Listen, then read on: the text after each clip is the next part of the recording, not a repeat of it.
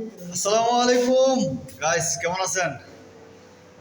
আজকে আমরা রুমের ভিতরে কাজ করতেছি। এই যে এগুলা পেপার দেওয়ালের মধ্যে, এই পেপারগুলো উঠাইতেছি। এগুলা উঠায় আমরা নতুন করে আবার প্রিন্ট করব। এত পরিমাণ গরম পড়তেছে, দেখেন কি অবস্থা। এই যে দেখেন, পুরা গেঞ্জি টেঞ্জি সব গরমে ভাসি রয়েছে। আমরা পেপারগুলো উঠাইতেছি, এগুলো উঠায় নতুন করে আবার প্রিন্ট করতে হইব। আগের ডিজাইন তারা চেঞ্জ করতেছে। বাংলাদেশে কিছু কিছু লোক দেখলাম ভিডিও করে, গরমের ঠেলায় পানিতে যায় পরে, ওই ফ্রিজের ভিতরে যায় ঢুকে।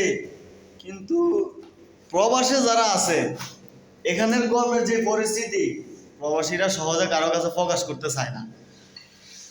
তার কারণ তারা সবাই সুখের লাইগা প্রবাসে আসে, কষ্ট করে।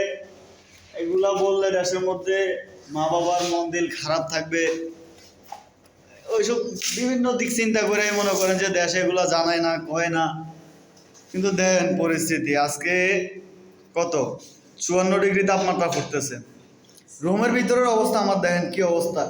এসি চলতেছে, এসি চলতেছে, ফ্যান চলতেছে, তারপরেও এই অবস্থা দেন।